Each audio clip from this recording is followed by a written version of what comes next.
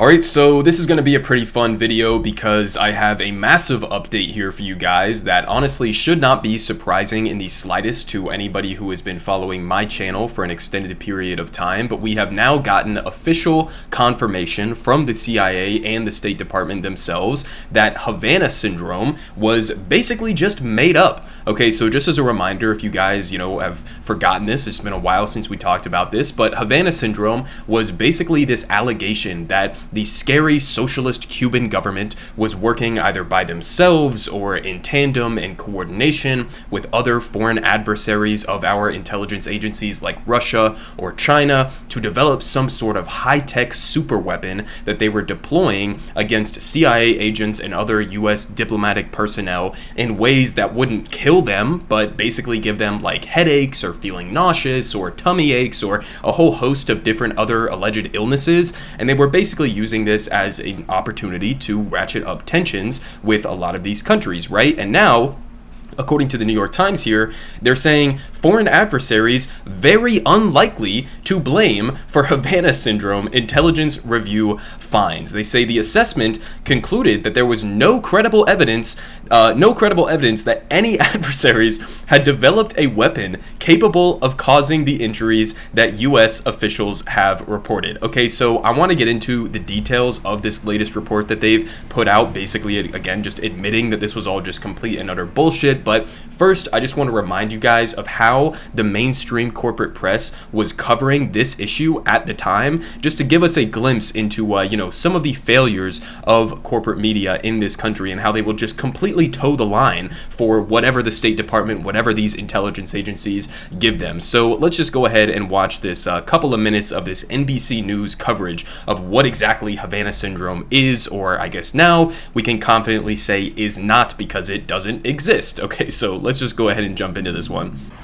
Exclusive new reporting this morning from NBC News. Intelligence agencies investigating attacks on U.S. diplomats in Cuba and China now strongly suspect that Russia is to blame. 26 government workers in Havana had mysterious brain injuries starting in late 2016. And then this year, one U.S. worker in China was diagnosed with similar symptoms.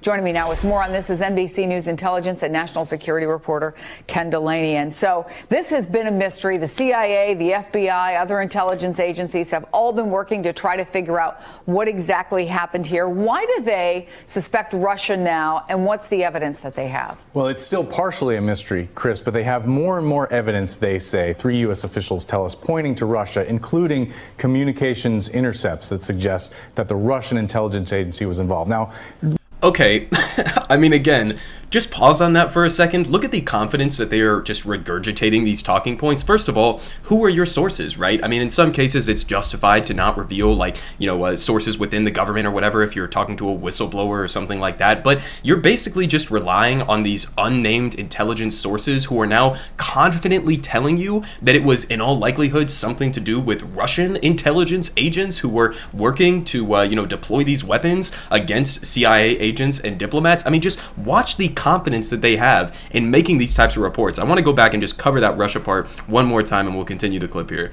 Including communications intercepts that suggest that the Russian intelligence agency was involved. Now, really, there was only 3 suspects from the beginning here: Russia, China, and the Cubans. The Russian and the Chinese intelligence services operate in force in Cuba, and it's still believed that it's possible that some element of the Cuban intelligence services cooperated with this. The other interesting thing we're reporting here is that one of the technologies used to injure these American spies and diplomats was some kind of microwave weapon that is so sophisticated the Americans don't even fully understand it, and they've been testing some kinds of aspects of this technology. So kind of reverse engineering? Is that what they're trying to do? Absolutely, because the military has...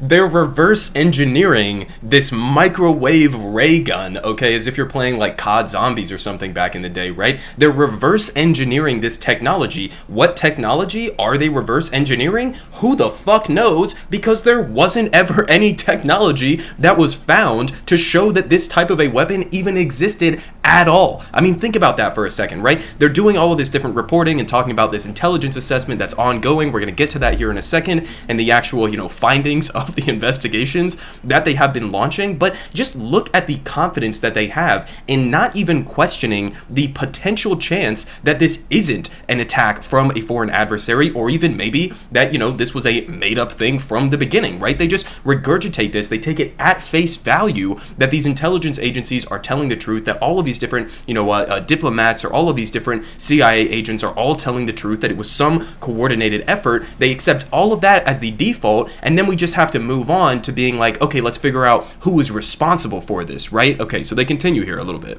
The U.S. military has worked on microwave technology and tried to deploy it as weapons over the years. Apparently the Russians have as well, and it can make people think they're hearing sounds. That's why initially this was thought to be a sonic attack of some sort, Chris. What do we know about the people? Were individuals targeted? Was it just a group that was targeted? And do we have any idea about a motive? Why these people and then? Again, these are only theories, but what our sources are telling us is that this was an intentional attack, because initially people thought it could be a byproduct of some spying technology gone awry, but it's now believed that this was meant to hurt these spies and diplomats, some of whom have suffered serious brain injuries.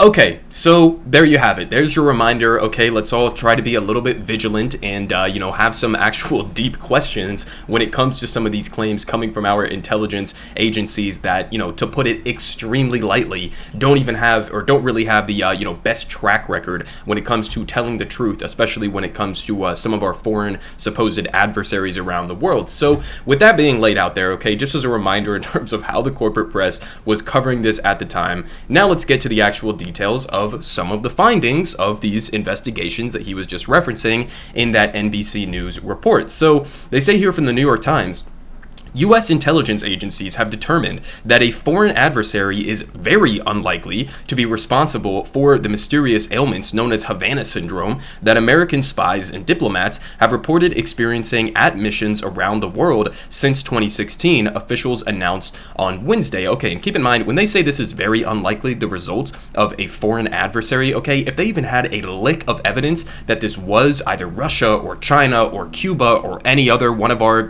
supposed enemies around the world, Venezuela, I'm surprised they didn't try to come up with allegations that it was Venezuela or Iran or North Korea or something like that as well, just sort of like picking names out of a hat, I guess. But when they say that it's very unlikely, if they had any evidence, they would be making these allegations. They would be continuing to make these allegations, right? So to me, this is basically just an admission that this wasn't a weapon of any kind or sort, at least not one from a state actor, right? And it doesn't seem very likely either that some non-state actor will be able to get their hands on a piece of technology or weaponry that the U.S. government is not even capable of understanding what it is in the first place, let alone reproducing it or something like that, right? But they continue saying that the assessment builds on interim findings from the CIA last year that neither Russia nor another hostile power was responsible for a global campaign targeting intelligence officers and diplomats who reported a wide range of symptoms such as headaches, dizziness, and balance problems. And in many of these cases, the patients said the symptoms began after they heard a strange sound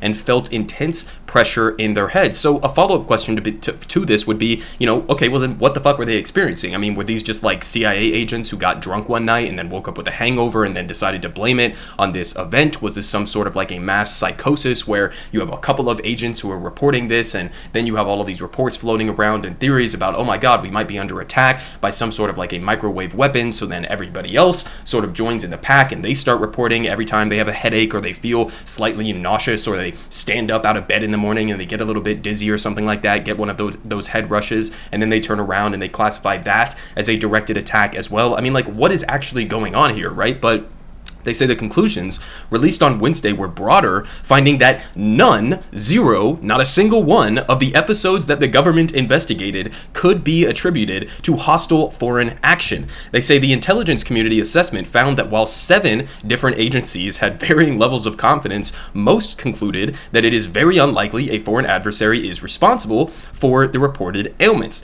As part of the investigation, U.S. spy agencies reviewed intelligence which showed that adversaries were puzzled and thought that the reported symptoms were part of an American plot, okay, which, I mean, maybe they were. I mean, maybe this was just, again, an opportunity for the U.S. intelligence agencies to come out, use this as a chance to try to push more aggression and hostility towards the Cuban government, which we have been doing since the, a Castro-led revolution, deposed of the violent fascist Batista regime in Cuba, right? I mean, these are, always going to be opportunities for us to increase and ratchet up tensions with all of these various countries, right? But, I mean, again, as they point out here, it's not likely that it's going to be coming from a foreign adversary, which is kind of hilarious given how, firm they were in their initial conclusions in the aftermath of some of these reports. But, and again, it's also just hilarious that, these other countries that we're talking to, right, doing these back channel discussions with China or Russia or Cuba or something like that and being like, hey, was this you guys? And they're looking at us like, what the fuck are these guys talking about, right? But they say some researchers, including a 2020 report from the National Academy of Sciences, have said that a microwave device or weapon using pulsed directed energy was the most probable cause. Okay, so this was the conclusion. I'd like to get a follow-up. Okay, what exactly is going on at the National Academy of Sciences that they're coming to this conclusion that the most probable cause was this secret, highly developed, high-tech microwave device or weapon using pulsed directed energy? I mean, I guess that's not theoretically impossible, but is that really the most probable cause of this, or could it be something else? Because this now is in direct, a direct conflict with what the CIA and the State Department are actually saying is the most likely cause, right? So we can scratch off this entire, fucking study that they put together at the National Academy of Sciences. But they say on Wednesday, the spy agencies concluded that there was no credible evidence that any adversaries had developed a weapon or an intelligence collection device capable of causing the injuries that American officials have reported. However, a team of experts at the Pentagon is continuing to investigate the matter. They say the mysterious ailments have been referred to as Havana syndrome because the first known cases were reported by CIA officers in the Cuban capital in 2016. Cases were subsequently reported by intelligence officers, diplomats, and other U.S. government employees in China, Austria, and dozens of other countries. Okay, so they named it Havana syndrome, again, just to, using this as an opportunity to go after the Cuban government, but first reported 2016 by some of these CIA officers, okay? Now, trust me, guys, okay, you don't need to Google to fact check me on this. There is absolutely no historical track record of the CIA formulating some sort of, hostile action by the Cuban government in order to try to justify more, active hostility towards the Cubans. That's absolutely never happened. No precedent for it. There's no way that they would use this as an opportunity to go after them. I mean, again, this entire situation is just completely laughable at face value, but they continue saying that William J. Burns, the CIA director, said in a statement that the findings reflected more than 2 years of rigorous, painstaking collection, investigative work, and analysis by the CIA and other U.S. intelligence agencies. And they say many patients who worked for the CIA and the State Department complained that their ailments were not taken seriously for much of the Trump administration. That began to change in 2020.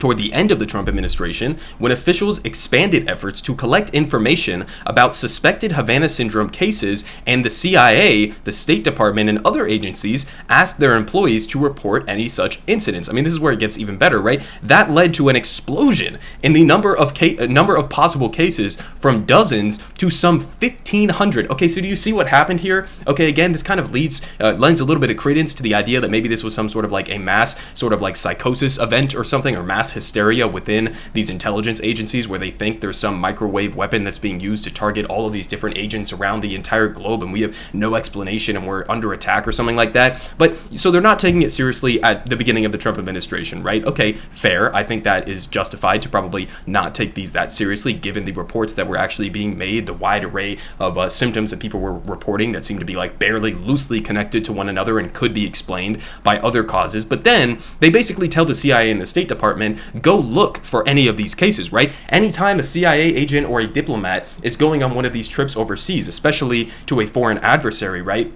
Let's just mark down any time that they have a tummy ache or a headache or they feel nauseous or they have a hangover or any number of different illnesses, and we'll just label that as Havana syndrome and try to do the follow-up investigations after that. And then what do you know? You have an explosion in reported cases of Havana syndrome. I mean, again, we're going to get to some of the actual ailments that they were claiming that they had here, because that kind of sums it up in its entirety. But they say in 2021, under the Biden administration, the CIA began increasing the resources that went into health health care for its personnel and helped more officers reporting symptoms see brain injury specialists. The CIA and other intelligence agencies also put more resources into investigating what might have caused the syndrome. Okay, so we need more resources going to the CIA, because how else are we going to fight back against this completely made up and fake weapon that is being used against these agents, right? But they say they were raising the hopes of patients that the perpetrator or perpetrators would be identified. Yet, as officials investigated the hundreds of reports that came in, it became clear that there was not a single set of symptoms, but rather an array of ailments that clinically looked very different. Okay, so if everybody's reporting different symptoms all across the world, it doesn't seem like it's coordinated, there's no real through line there, then maybe people just sometimes get sick, maybe they feel sick sometimes in different various ways. I mean, that's kind of like part of the human experience. I guess the next time that I have a headache, I'm just going to assume that this is some sort of like a Cuban government directed microwave, bullet coming my way or something like that, I guess. But we're going to finish off here. They say intelligence officials also said that researchers' understanding of Havana syndrome and its medical effects have evolved since the initial reports in 2016 and 2017. At the time, some researchers believed that they were seeing novel medical syndrome or consistent pattern of injury similar to a traumatic brain injury, the intelligence assessment said. Now, what have they learned since then? They say those findings led some panels of experts to conclude that the neurological injuries seen in the mysterious events were unlikely to be explained by natural or environmental factors. But intelligence officials said that newer research has undermined those initial conclusions and suggests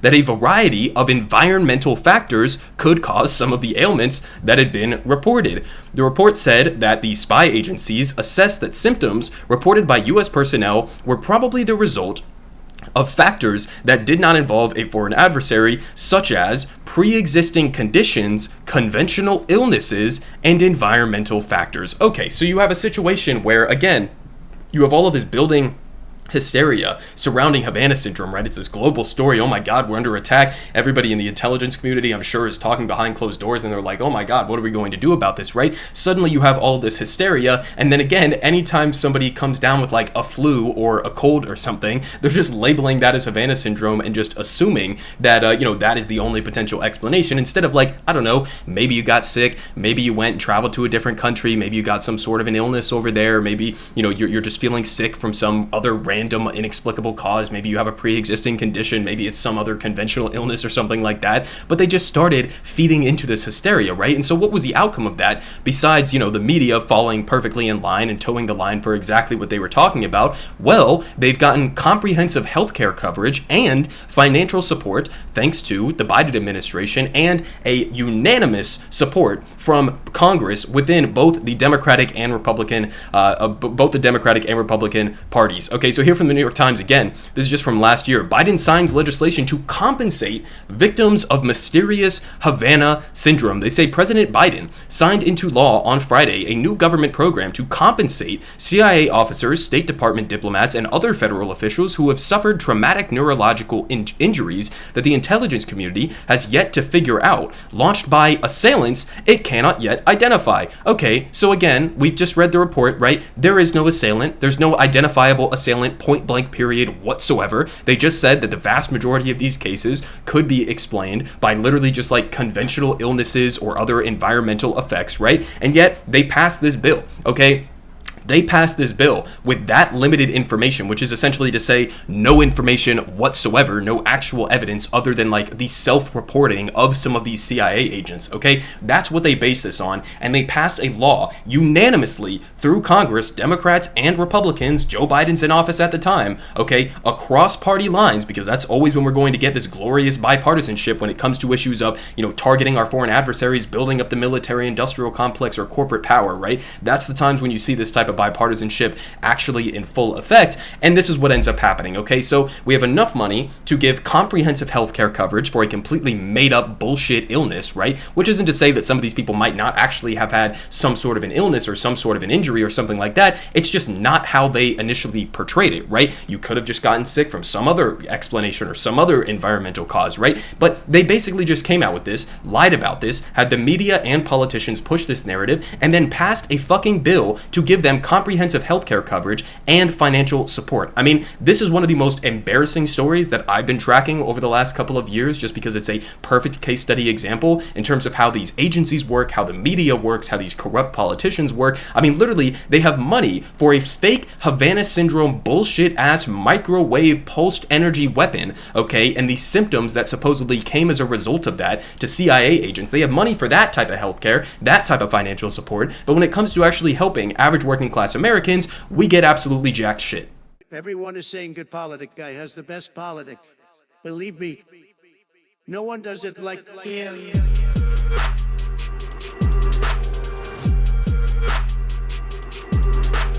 Believe me, everyone is saying